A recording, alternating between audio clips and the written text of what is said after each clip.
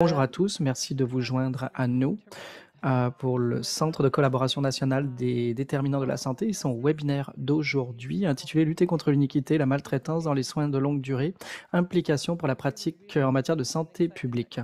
Nous sommes ravis que vous puissiez vous joindre à nous.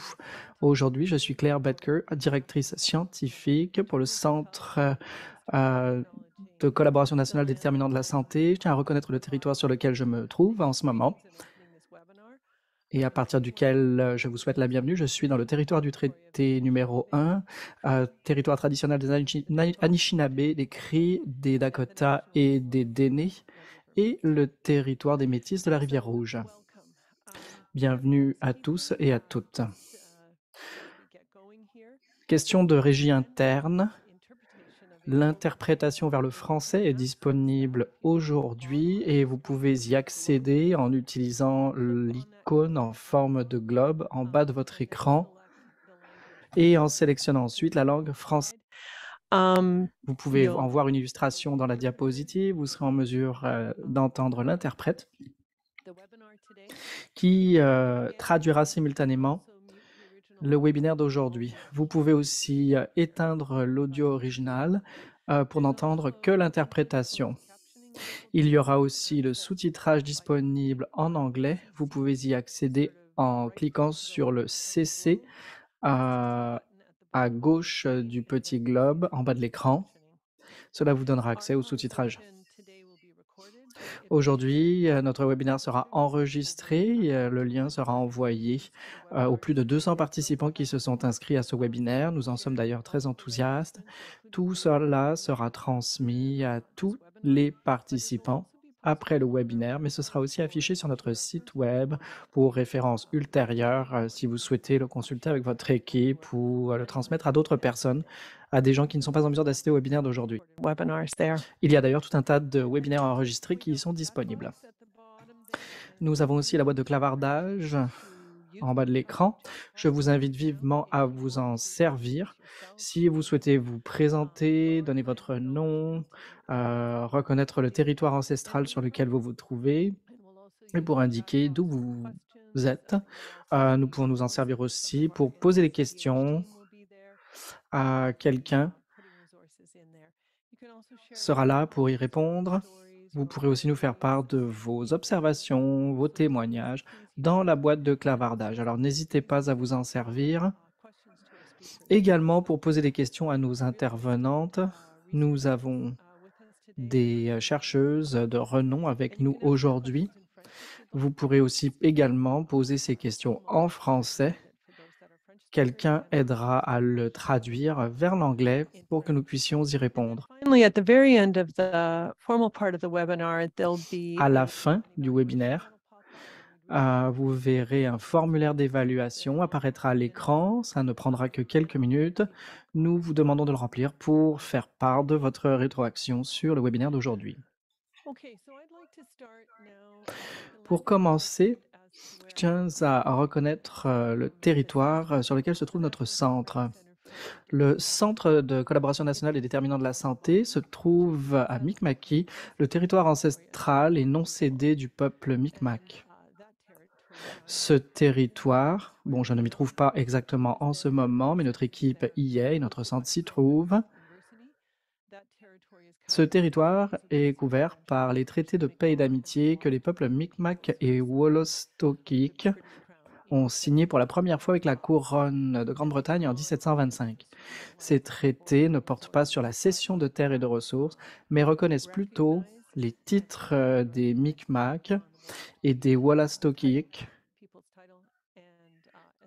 Et ces traités établissent également les règles de ce qui doit être une relation permanente entre les nations. Le Centre de collaboration nationale des déterminants de la santé fait partie de 6 centres de collaboration financés par l'Agence de santé publique du Canada.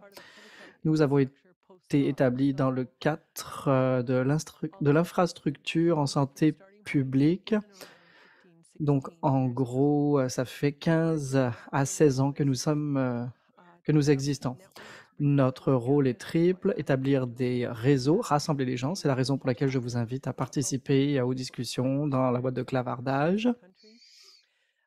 pour favoriser un dialogue national. Les autres fonctions des 6 centres de collaboration, c'est d'identifier les lacunes en matière de connaissances afin de les combler. Et le troisième volet, c'est, d'offrir des produits et des services comme des webinaires, comme le webinaire que nous offrons aujourd'hui pour présenter, des données probantes, notamment issues de la recherche, comme c'est le cas aujourd'hui. Parfois, nous, faisons témoigner des organisations communautaires et cetera. Mais bref, le but est de vous présenter des données probantes pour éclairer votre prise de décision au point de prestation de soins, mais aussi au niveau organisationnel jusqu'au niveau, politique. Donc voilà pour qui nous sommes et nous sommes ravis d'être ici aujourd'hui.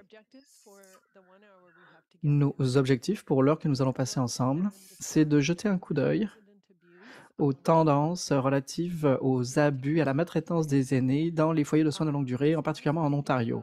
On veut aussi discuter de l'impact de l'agisme sur l'équité en matière de prestations de soins et d'accès aux soins. Nous voulons étudier les implications des résultats de la recherche qui vous seront présentés aujourd'hui et nous souhaitons aussi souligner le rôle potentiel des praticiens de la santé publique et des preneurs de décision partout au pays pour ce qui est de s'attaquer à cet enjeu de taille. Je vais vous présenter nos intervenantes.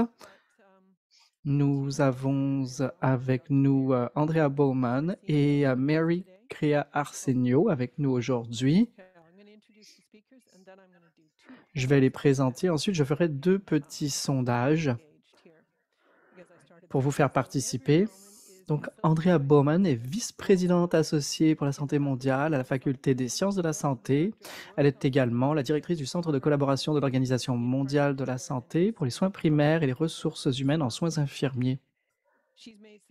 Elle a apporté des contributions substantielles en tant que chercheuse sur les services de santé. Et d'ailleurs, je me rappelle d'elle lorsque j'ai commencé mon poste de gestion il y a de nombreuses années.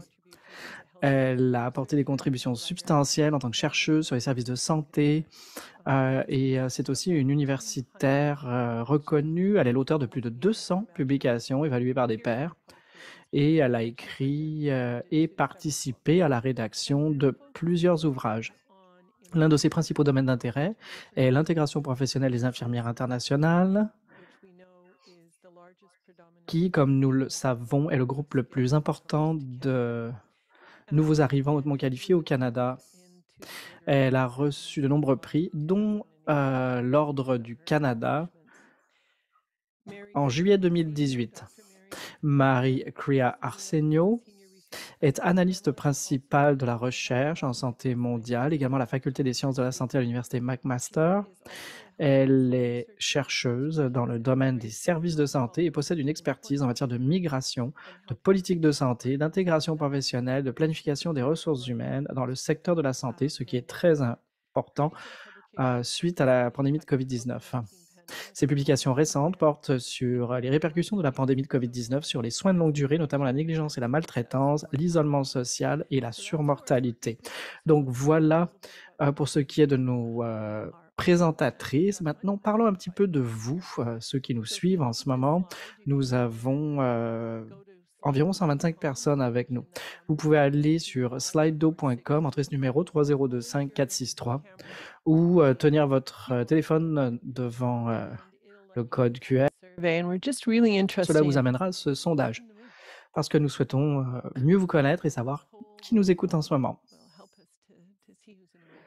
C'est un sondage qui nous sera donc utile à cette fin.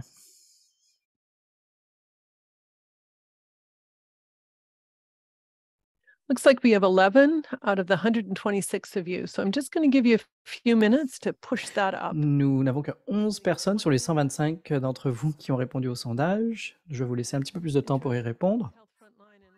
C'est très intéressant. Intervenants de première ligne en santé publique, surtout. Un petit peu comme au centre de collaboration nationale en santé publique. Nous mettons vraiment l'accent sur la santé publique et la main-d'œuvre en santé publique partout au pays. dans les systèmes de santé publique qui existent. C'est donc bon de voir qu'environ un quart de ceux qui ont répondu jusqu'à maintenant sont des intervenants de première ligne du milieu de la santé publique et l'autre quart en matière de sont des preneurs de décision ou des dirigeants en matière de santé publique. Bon, pour interagir avec nous, nous avons avec nous des chercheuses, des gens qui viennent des soins de longue durée et des représentants du gouvernement. Pour ce qui est de la diapositive suivante, nous allons faire un nuage de mots. Ce que nous allons vous demander de faire, c'est de trouver un mot qui vous vient à l'esprit lorsque lorsque vous lisez le titre de ce webinaire, à savoir lutter contre l'iniquité et la maltraitance dans les soins de longue durée, implications pour la pratique de la santé publique.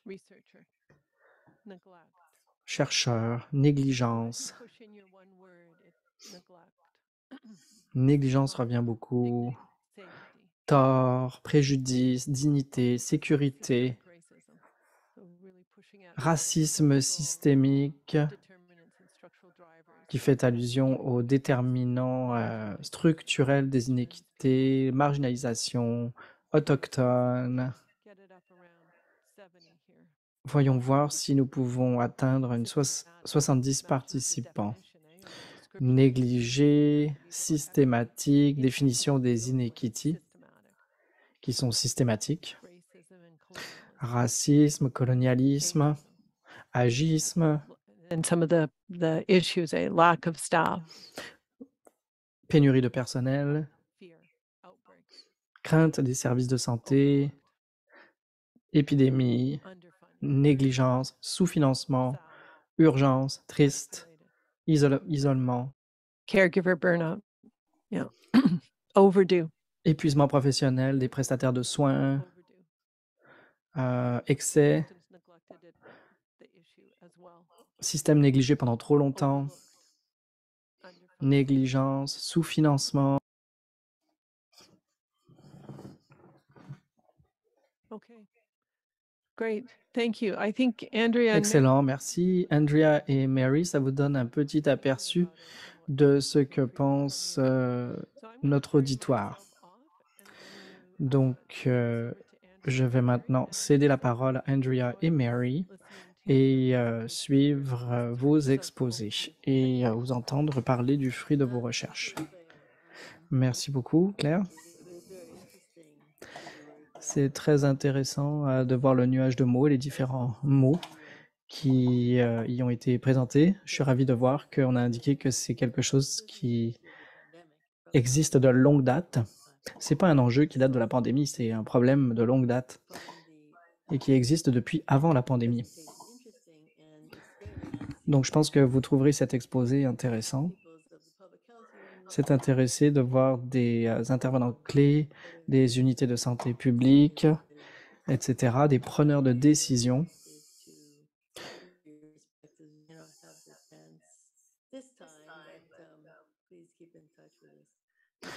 Je vous inviterai à rester en contact avec nous. Diapositive suivante, s'il vous plaît. Petite reconnaissance du territoire traditionnel, l'université McMaster. Bon, pour ceux d'entre vous qui se trouvent dans la région, vous savez que nous sommes le territoire traditionnel des nations Mississauga et Haudenosaunee, ainsi que sur les terres protégées par l'accord Wampun Dish with One Spoon. Diapo suivante. Comment tout cela a commencé? Bon, nous faisons de la recherche en santé publique, nous avons énormément travaillé sur l'iniquité. Nous y avons consacré beaucoup d'énergie, nous nous sommes penchés sur les ressources pour le personnel infirmier, les enjeux de marginalisation, pour les préposés aux bénéficiaires. Donc, nous cherchons à rendre le système plus équitable. Mais dans ce cas, c'est plus grave parce qu'il ne s'agit même pas d'atteindre l'équité, il s'agit tout simplement de rendre le système plus sécuritaire et sûr. Pendant la pandémie, plusieurs chercheurs de l'université de Toronto. Il y en a parmi eux que vous connaissez. Randy Burka, Adrienne Forth et d'autres se sont joints à nous grâce à une subvention et grâce à nos bailleurs de fonds. Je vous invite à prendre connaissance de ce numéro spécial qui a été publié, qui présente le fruit des travaux de cette équipe sur les soins de longue durée en crise et leur réalité pendant la COVID-19. Diapo suivante. Certains d'entre vous savent déjà que nos activités sont axées sur l'Ontario, mais nous travaillons partout au Canada. Cela vous indique qu'il y a énormément d'établissements de soins de longue durée au Canada. En fait, c'est une tendance croissante. Il y en a de plus en plus, ce qui est une bonne nouvelle et une mauvaise nouvelle. Les gens ont besoin de services, mais il demeure toujours la question de la qualité de ces services. Mais ça vous donne un aperçu d'ensemble. Diapo suivante. Pourquoi connaissons-nous ce problème? Eh bien, c'est un problème très complexe. David Oldenburger, dans le cadre de cette recherche, dans le cadre de cette subvention, a fait un examen de la littérature. Tout a été écrit à ce sujet sur les soins de longue durée en 20 ans. Il a donc procédé à une analyse documentaire, ce qui nous a permis de remonter aux années 70, alors que la recherche a commencé sur cet enjeu. Donc c'est sûr qu'il y a un problème de qualité des services, un problème de manque de financement, c'est quelque chose de constant.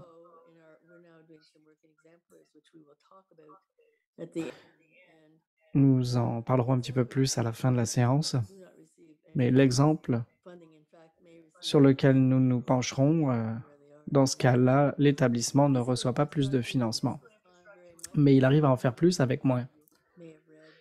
Les infrastructures sociales pendant la pandémie ont été particulièrement touchées. Vous avez pu entendre des témoignages de résidents qui étaient à plusieurs dans des chambres. Donc il y a la question de la sécurité et de l'environnement physique, mais ce n'est pas le seul enjeu, l'infrastructure physique. Le leadership, c'est là où il faut faire preuve d'honnêteté.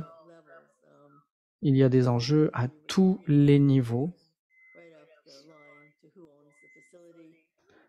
qu'il s'agisse des dirigeants de l'établissement, aux propriétaires de l'établissement. C'est l'un des principaux facteurs de ces problèmes, je dirais. Et bien sûr, il y a aussi le problème du manque de personnel, parce que les gens qui travaillent dans ce secteur savent pertinemment les problèmes de pénurie de main-d'œuvre que l'on connaît et que l'on ressent très bien. Diapositive suivante.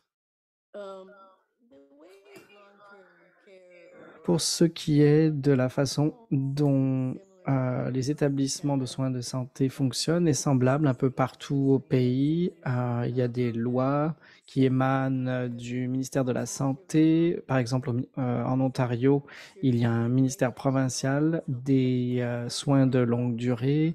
Il y a les organismes qui réglementent les professions aussi, qui œuvrent dans ces établissements. Il y a aussi les normes. Les normes existent depuis un certain temps. Elles servent de cadre d'accréditation. Et tout récemment, un groupe au Canada a passé de nombreux mois à établir des normes relatives aux services de soins de longue durée. Et ces normes servent un peu de guide. Diapositive suivante. Bon, pour ce qui est de la responsabilité pour la prévention des abus dans les services de soins de longue durée, nous allons nous intéresser à ces différents aspects aujourd'hui. Donc, pourquoi faire? Il y a des lois qui permettent d'y répondre et qui permettent d'assurer la conformité et qui visent directement le personnel des centres de soins de longue durée et les différents ministères. Dans ce cas-là, dans notre cas, c'est la province qui gère les établissements de soins de longue durée. Par qui et à qui? Par qui? Eh bien, le personnel des foyers, des centres de soins de longue durée, la direction et le ministère. À qui? Eh bien, les résidents et les familles, le ministère, la direction des foyers de soins de longue durée. Et comment? Comment assurer la conformité? Eh bien, en Ontario, c'est principalement effectué au moyen d'inspections et ceux d'entre vous qui sont en santé publique, des inspecteurs par exemple. Moi, j'ai commencé ma carrière par exemple comme infirmière en santé publique et je collaborais étroitement avec des inspecteurs en santé publique. Dans ces cas-là, je me servirai de l'exemple de ma province. Nous avons des inspecteurs spécialement formés à cette fin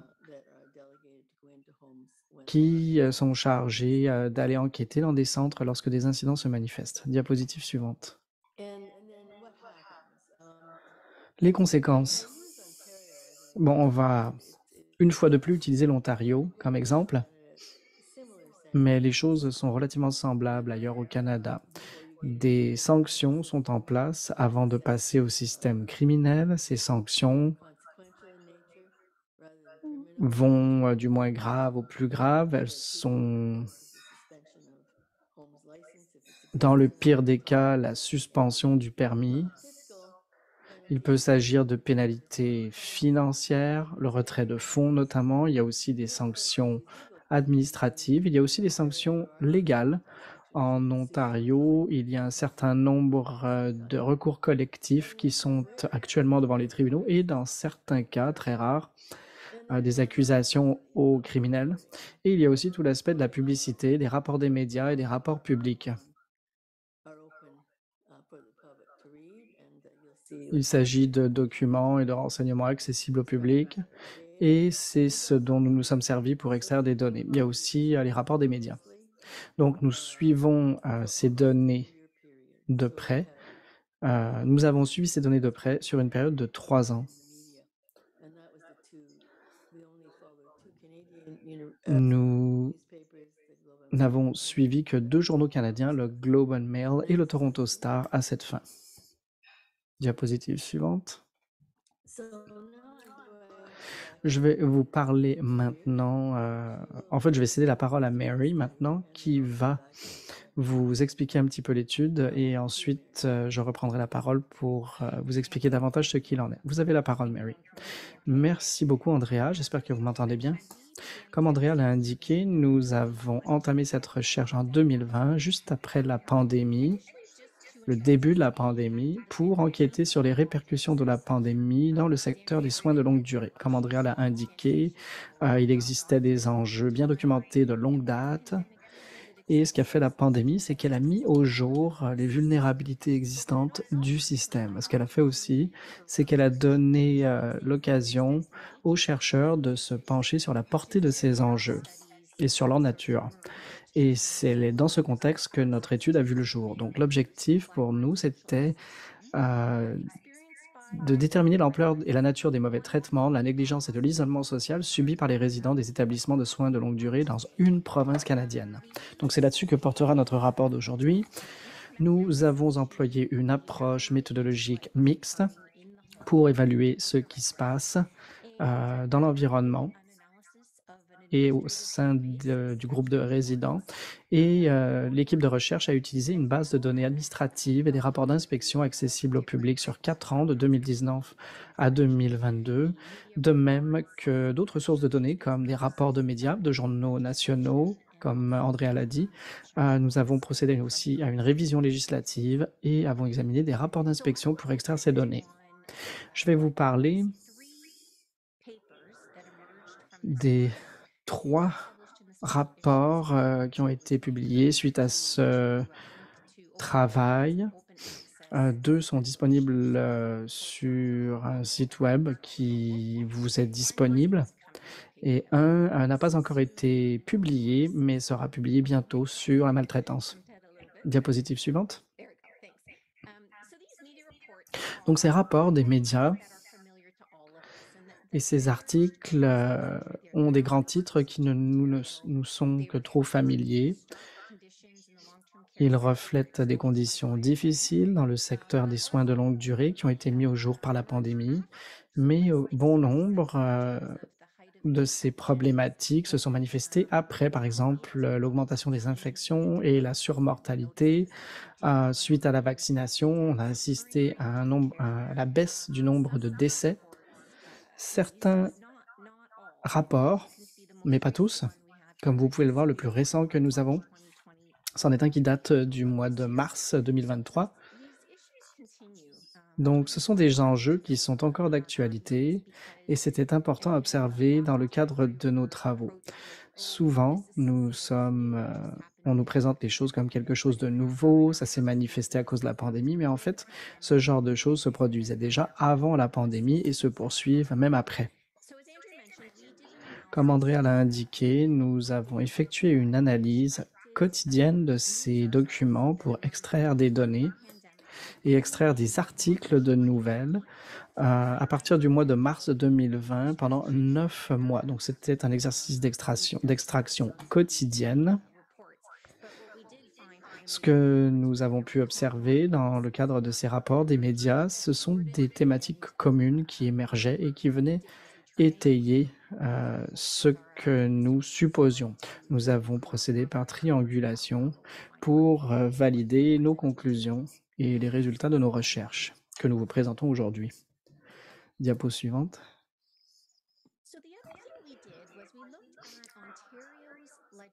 Nous nous sommes également penchés sur le cadre législatif de l'Ontario pour les soins de longue durée. Cette loi comporte une définition des violences, des abus et de la maltraitance. Ce que nous avons fait avec ces définitions, c'est que nous nous en sommes servis pour catégoriser les résultats de notre recherche. Nous savons que dans notre recherche, les résultats sont fondés sur des définitions juridiques et les conclusions des inspecteurs à la lumière de ces définitions. Il ne s'agit pas de définitions que nous avons créées ou qui sont dérivées de la littérature. Ce sont des définitions qui proviennent directement de la loi. C'était important de l'indiquer. Donc les abus, ce sont des préjudices causés aux résidents. Ils peuvent être d'ordre physique, sexuel, émotionnel, verbal ou financier. Il peut s'agir d'isolement social et de négligence. Il y a la maltraitance émotionnelle et en Ontario, la négligence se distingue des abus. On a vu dans d'autres provinces que la négligence tombe dans la catégorie des abus, mais en Ontario, c'est une notion distincte. Diapo suivante. Autre élément important pour notre étude, c'était la base de données administrative des rapports d'inspection du ministère des Soins de longue durée de l'Ontario. Je vais vous expliquer un petit peu comment ça fonctionne. En Ontario, le ministère des Soins de longue durée envoie des inspecteurs pour enquêter sur des allégations de mauvais traitement et d'abus et de négligence. Alors, il s'agit notamment de plaintes du public, un membre de la famille ou un visiteur qui a été témoin de certaines pratiques ou dans le cadre d'un système de production de rapports obligatoires d'incidents critiques. Alors, ça peut englober tout un tas de choses, notamment les abus et la négligence. Une inspection est déclenchée dans le cadre de ce système. Les inspecteurs entrent dans le foyer. Ils n'ont pas besoin de donner un préavis. Ils peuvent arriver à l'improviste et ils mènent une enquête approfondie. Donc, on passe en entrevue le personnel, les résidents et ils recueillent des preuves documentaires. Ensuite, ils en parviennent à une conclusion finale, à savoir s'il y a eu un incident d'abus ou de négligence.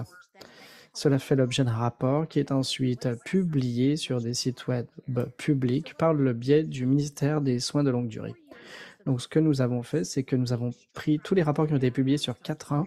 Nous avons extrait les données selon des variables clés pertinentes à notre étude et nous les avons analysées pour identifier la portée et la nature des abus et de la négligence dans les soins de longue durée de l'Ontario de 2019 à 2022. Diapo suivante. Voici des données de haut niveau provenant de ces rapports annuels. Donc le nombre total d'inspections, ça inclut tous les rapports d'inspection qui ont été publiés. On a pris l'intégralité de l'échantillon et nous en avons extrait des incidents d'abus et de négligence, ce que l'on voit dans la deuxième colonne. Ce qu'on a pu voir au fil du temps, c'est qu'au total, bon, il s'agissait de 13% sur les 4 ans de cas de maltraitance et de négligence. En gros, on était dans les 10 à 15% sur ces 4 années.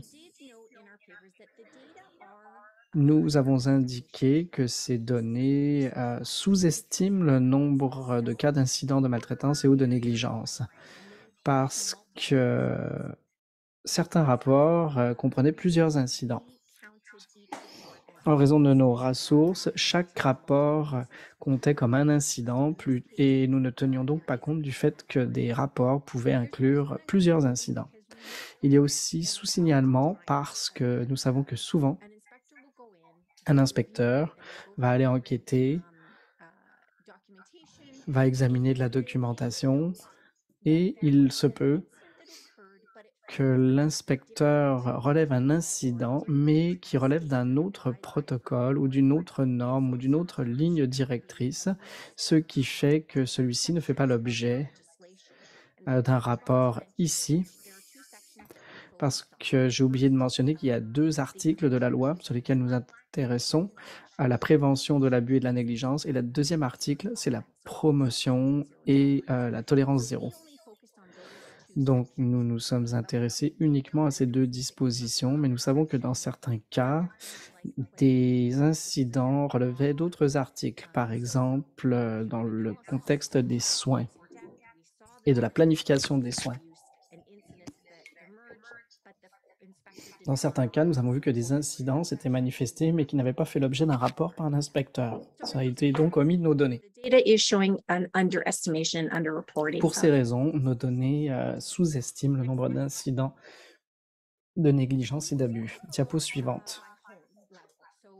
Nous avons aussi effectué une étude par établissement. Ce diagramme vous indique le nombre d'incidents par rapport et le nombre de cas par établissement. En Ontario, nous avons 626 soins de longue durée et 62% de ceux-ci ont fait l'objet d'au moins un incident d'abus qui a été signalé. Et ces 62% représentent environ 385 foyers. 212, donc un tiers du total, a fait l'objet de 2 ou plus signalements d'incidents. C'est considérable parce que ça nous aide à comprendre comment ces établissements, désolé, les diapositives changent et ça me déconcentre. Donc, nous avons fait le suivi du nombre d'incidents parce que nous voulons faire le suivi des récidivistes en quelque sorte, parce qu'il y a certaines mesures qui ne semblent pas être efficaces dans certains établissements. Mais environ, ça ne concerne qu'un tiers des établissements et l'échantillon diminue lorsqu'il est question de 3, 4 ou 5 incidents. Diapo suivante.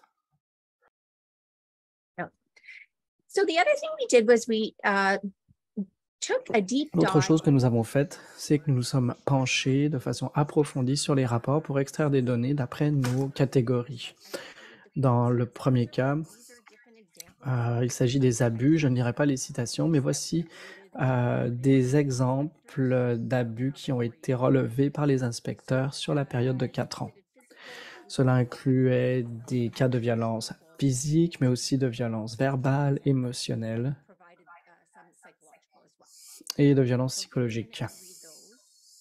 Donc, je vais vous donner un instant pour en prendre connaissance.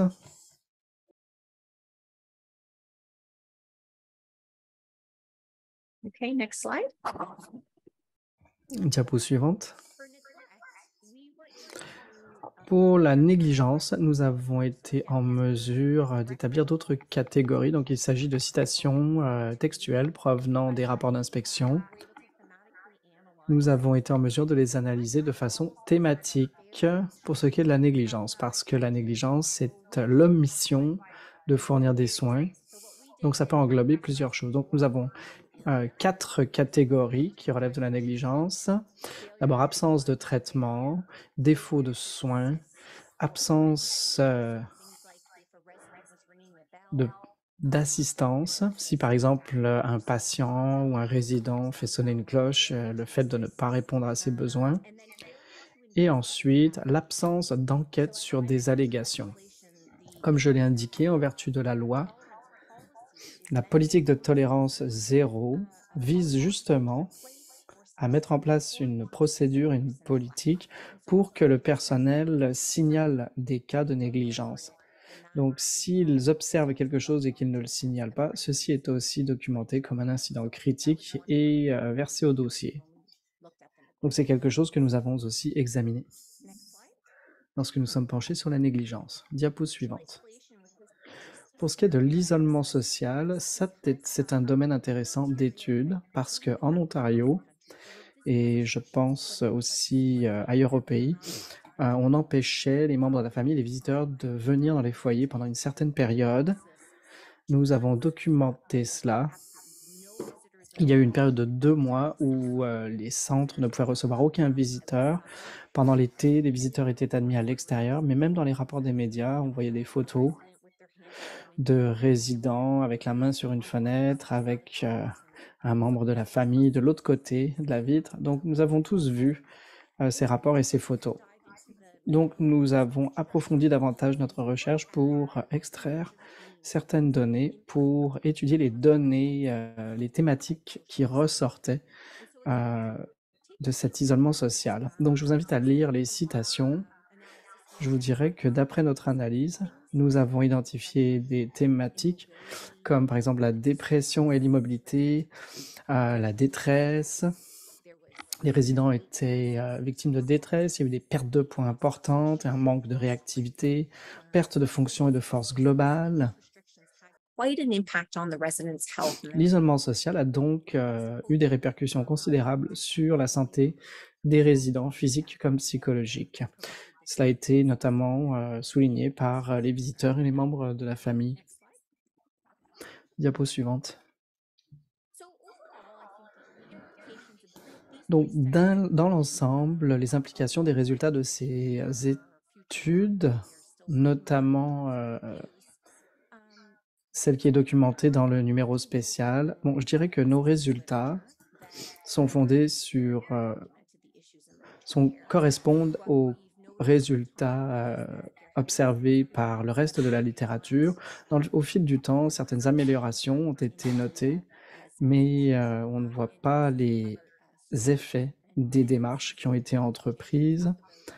Andrea nous parlera tout à l'heure de ce qui a été relevé suite à la visite de certains foyers, mais il ressort que de nombreux enjeux persistent.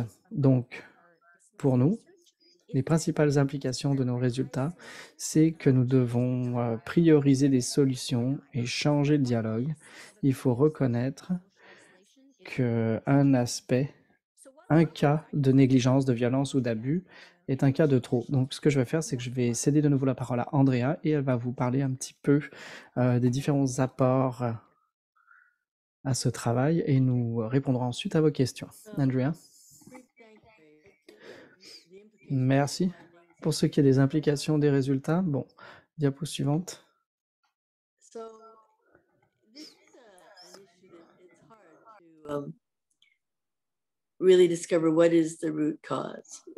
C'est un enjeu dont il est difficile de trouver la cause profonde. Qui protège les résidents?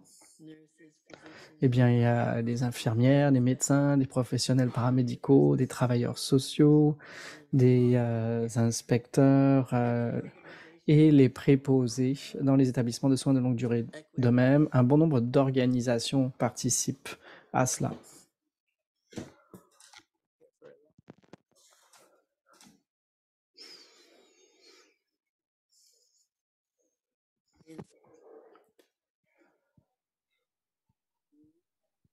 Un interprète signale que le son d'Andrea Bowman est coupé.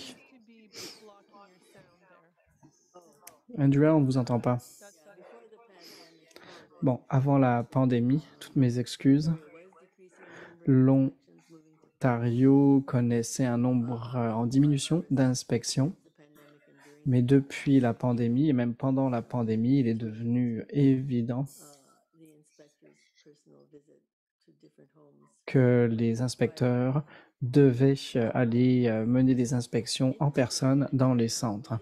La santé publique est intéressante du point de vue que dans le sens où nous n'avons pas fait une étude sur le rôle de la santé publique, mais nous savons que les agences de santé publique jouent un rôle essentiel et ça a été surtout le cas pendant la pandémie. C'est la raison pour laquelle, il faut nous intéresser aux conditions actuelles et ce que nous réserve l'avenir en cette, matière. Diapositive suivante.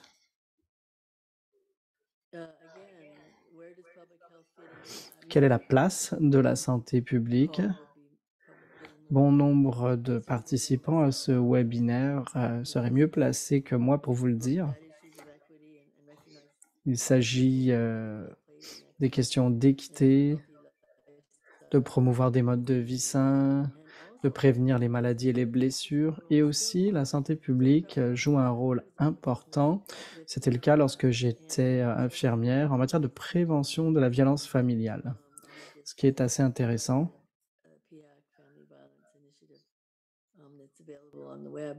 Il y a d'ailleurs une initiative contre la violence familiale que l'on peut consulter en ligne. En ce qui concerne les soins de longue durée, l'accent est mis sur les pratiques de prévention et de contrôle des infections, questions d'hygiène, notamment de Covid, de grippe. Les unités de santé publique au niveau local doivent pouvoir intervenir, se rendre sur place et transmettre des protocoles de prévention des infections, etc. Et il y a bon nombre d'autres aspects à souligner. Diapositive suivante. Une fois encore, qui sont les populations prioritaires pour les agences de santé publique? Les populations prioritaires sont celles qui connaissent des problèmes de santé ou qui sont exposées à un risque accru de problèmes de santé en raison du fardeau de la maladie et ou des facteurs de maladie, les déterminants de la santé. Donc c'est donc très large. Cela provient de la norme de santé publique de l'Ontario. Beaucoup d'intervenants parlent de l'agisme comme déterminant social de la santé, mais il est clair que la population dans les centres de soins de longue durée est plus âgée, ça c'est certain, mais ces gens peuvent être dans la quarantaine. Cela dépend de leur état de santé, s'ils ont un problème de santé chronique, si leurs services communautaires sont disponibles et de là où ils se trouvent. Donc c'est une question d'agisme, mais je pense surtout que c'est un problème plus fondamental pour ce qui est des abus. Quels sont les enjeux sous-jacents donc à l'agisme? Diapositive suivante. Qu'est-ce qui se passe en ce moment? Une fois encore,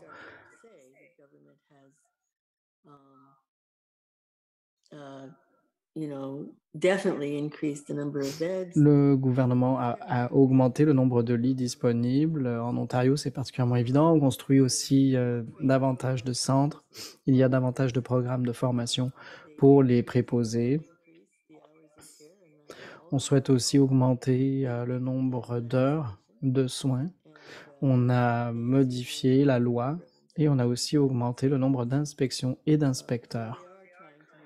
Donc, les gouvernements tentent de réaliser des progrès. Ce qui est le plus marquant, c'est que les problèmes existent toujours malgré ces mesures. Mais au moins, il s'agit de démarches positives. Diapo suivante.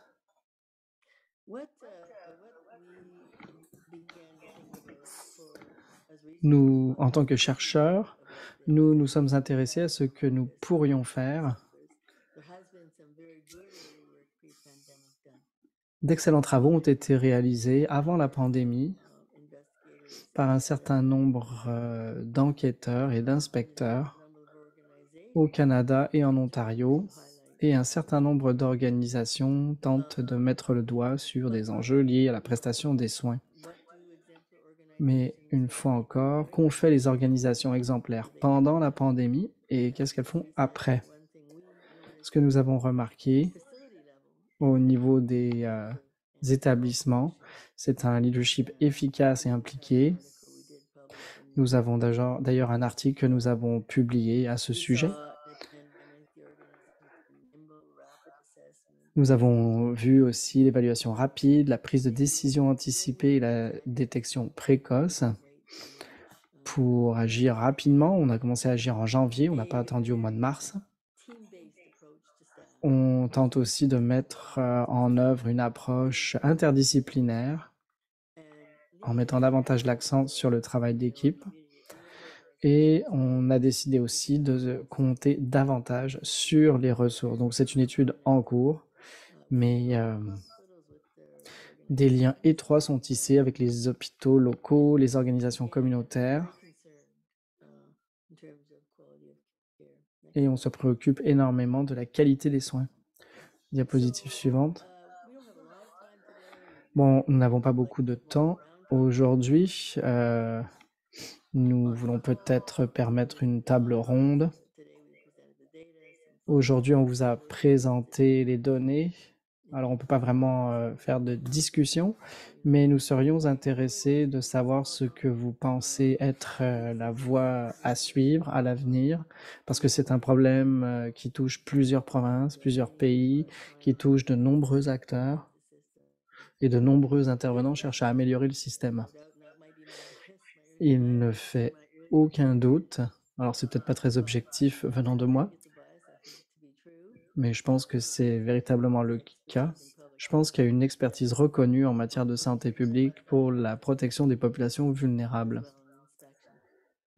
Et cela est le cas aussi pour les inspections, même si les inspections ont un autre objectif. Si on se penche encore sur l'initiative de la SPC contre la violence familiale, celle-ci a été très efficace et est un exemple très intéressant de ce qui peut être fait dans ce secteur. Peut-être qu'on peut s'en servir d'exemple. Diapositive suivante.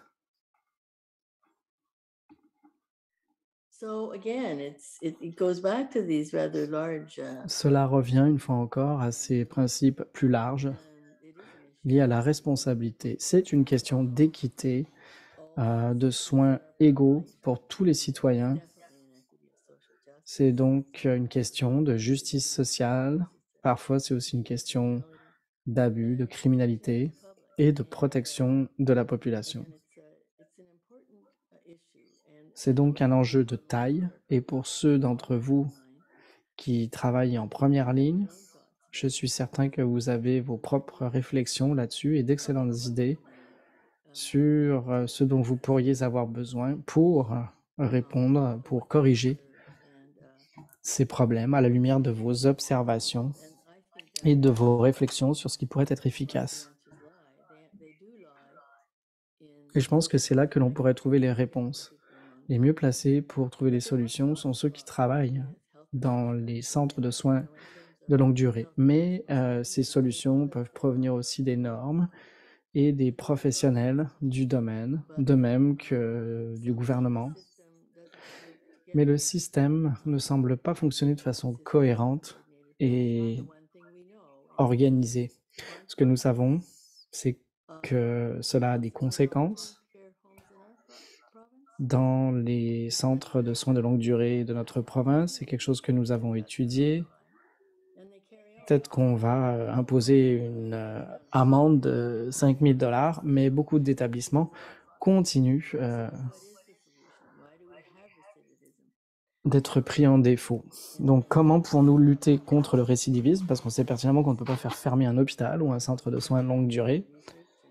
Donc, on essaie de trouver des solutions par le biais de la recherche pour aider les cliniciens du domaine pour qu'ils puissent trouver des solutions à ces problématiques. Donc, je m'en tiendrai à cela. Je sais que les participants ont certainement des questions à poser. Nous n'avons pas laissé énormément de temps pour ces questions, mais il nous tarde de pouvoir vous y répondre.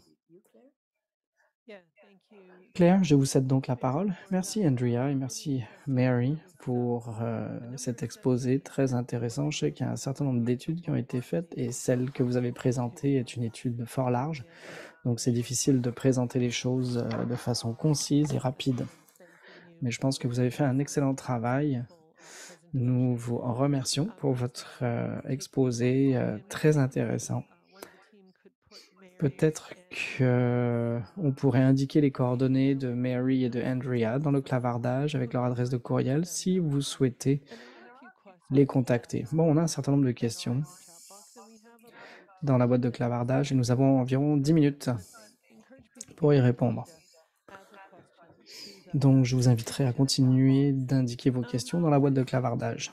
Les deux premières questions portaient sur les inspections. Mary, vous en avez parlé.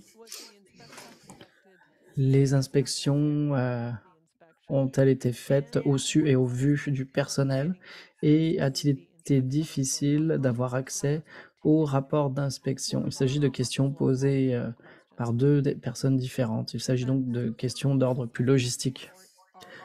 Les rapports d'inspection sont disponibles au public. Ça, c'est pas un obstacle à l'extraction des données. Ce que nous avons relevé, en revanche, c'est que lorsqu'on a une base de données administrative, comme ces rapports, ceux-ci ne sont pas faciles à utiliser et ne s'adressent pas vraiment au grand public. Oui, vous pouvez trouver un rapport par établissement pour telle ou telle année et en prendre connaissance, mais c'est difficile de les décortiquer et d'en extraire des renseignements. Donc pour revenir à la deuxième question, la réponse est oui, ces rapports sont disponibles au public, ils sont faciles à trouver. Et la première question, c'était sur le fait de savoir si le personnel était au courant de ces inspections. Oui, parce que les inspecteurs interrogent le personnel dans le cadre de leur enquête. Donc, ils sont au courant de l'enquête avant celle-ci. C'est la façon dont les choses se passent. Nous savons aussi que certaines enquêtes ont duré une journée, d'autres pendant une semaine, ou même plus longtemps. Cela dépend toujours du cas et de l'incident qui fait l'objet de l'enquête. Merci beaucoup.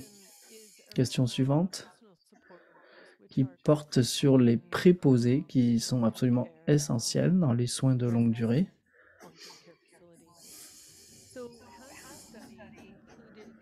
Est-ce que cette étude a porté sur les défis auxquels sont confrontés les préposés de leur point de vue? Est-ce qu'on leur a parlé? Et si tel est le cas,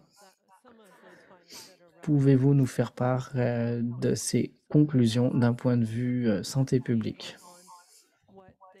Donc on vous demande de présenter le point de vue de la santé publique du point de vue des préposés. Je sais aussi qu'il y a toute une étude en cours sur le travail décent, les conditions de travail décentes chez les préposés. Alors vous voudriez peut-être nous en parler?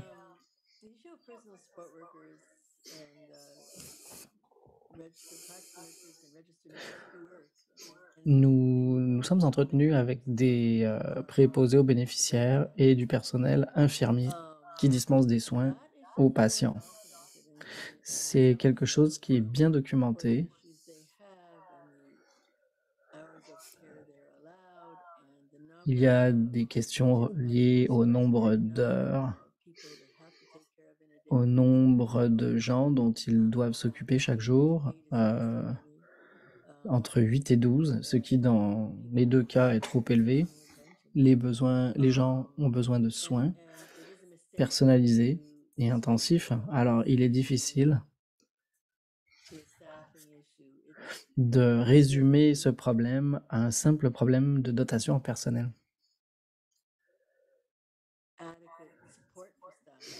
Il s'agit de fournir un soutien adéquat au personnel, de la formation et aussi écouter leurs préoccupations. Il faut qu'ils puissent parler des problèmes qu'ils relèvent aux administrateurs.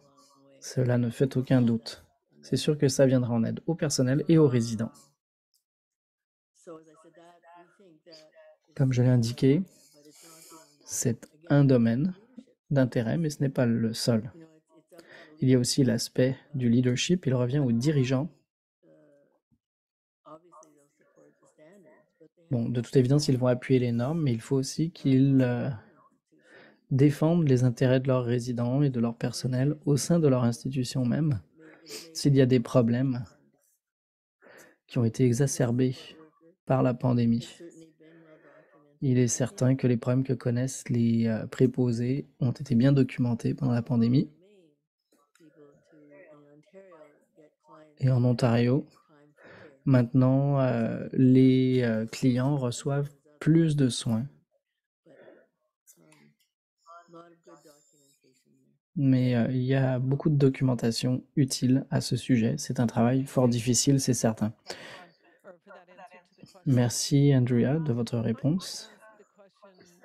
Moi, je vais poser la question qui est revenue souvent lorsque nous avons préparé ce webinaire. Ça portait sur les politiques. Quelles politiques pourraient appuyer le fait de prévenir de façon proactive les abus et la violence? Il y a une autre question là, qui porte sur les politiques. Est-ce que vous avez dénoté une corrélation entre la négligence et des facteurs comme l'ethnicité, les facteurs socio-économiques, etc. Donc, comment sont recueillies les données? Est-ce qu'elles peuvent être désagrégées? Quelles sont les politiques à ce chapitre? Mary ou Andrea, est-ce que vous voulez réfléchir un petit peu à cela, à l'aspect politique? Est-ce que vous avez été en mesure d'établir une corrélation grâce à vos données? Et ces données sont-elles disponibles pour établir ces corrélations, justement? L'un des enjeux, encore, revient à identifier qui se trouve dans les établissements de soins de longue durée. Et cela change d'un milieu à l'autre, que ce soit en milieu rural ou en milieu urbain. Il est certain que le contexte est beaucoup plus multiculturel dans les grandes villes. Et cette représentation se reflète chez les résidents et chez le personnel.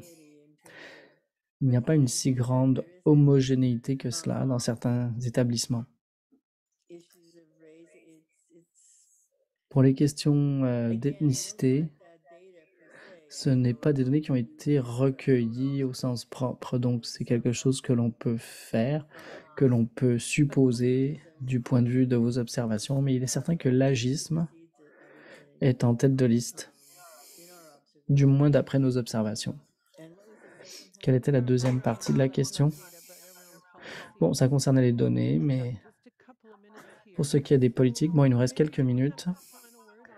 Mary, est-ce que vous vouliez dire le mot de la fin, parce qu'on a d'autres questions dans la boîte de clavardage, mais nous y répondrons séparément. Elle porte sur le racisme.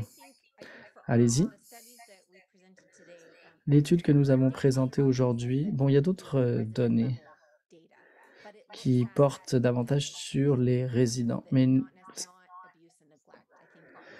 celle-ci se penche sur des résultats en matière de santé, pas les abus et la négligence. Ces incidents, ces rapports ne permettent pas d'identifier les résidents par ethnicité, par groupe ou autres facteurs socio-économiques. Ces renseignements ne nous sont pas disponibles pour établir des corrélations. Donc notre analyse portait vraiment sur les rapports et les établissements à la lumière des données disponibles. Mais c'est une question très intéressante. Comme Andrea l'a dit, les données ne sont pas forcément disponibles pour faire le lien entre des caractéristiques individuelles et des tendances en matière de négligence et d'abus dans les établissements. Bon, c'est une question qui revient. Comment s'attaque-t-on au racisme dans ces établissements? Je ne suis pas certain que vous soyez penché là-dessus, mais si c'est le cas, comment s'y attaque-t-on? Et qui enquête sur ces activités? Y a-t-il une entité qui est chargée de l'enquête? C'est ce que James aimerait savoir. Nous avons commencé à travailler avec du personnel infirmier formé à l'international. Il portait sur du personnel qui devait s'occuper de clients atteints de démence. Et je dois dire que les communautés ont fait beaucoup de chemin staff members who would represent Il y a des membres du personnel socio-cultural, ethnic background that the qui pouvaient residents représenter and I think that's a very la- care le principle contexte socio-culturel des résidents. care. C'est un And principe de soins top of mind before the pandemic. et c'était déjà quelque chose That there were attempts to de prioritaire again avant la pandémie. staff Maintenant, il y a plus de personnel, and would have on a embauché because of the davantage, very nature of their own mais en raison de la nature inherent understanding of the residents where they du live. vécu de In the ces past, they nouvelles would recrues, ils ont une meilleure compréhension They- des réalités que connaissent les résidents. Il y a l'aspect linguistique aussi qui est un aspect fort important. Interesting comments and Merci very beaucoup. interesting, description of the challenges which you articulated in the early part of the Merci webinar. d'avoir bien expliqué tout cela au début du webinaire. Merci à tous, merci à Mary, merci à Andrea pour votre travail acharné, votre recherche et votre excellent exposé. Vous allez voir le formulaire d'évaluation, il vous sera aussi envoyé. Nous vous demandons de nous faire part de votre rétroaction et je vous remercie tous et toutes. Thank you for coming. Au revoir et à bientôt. Merci.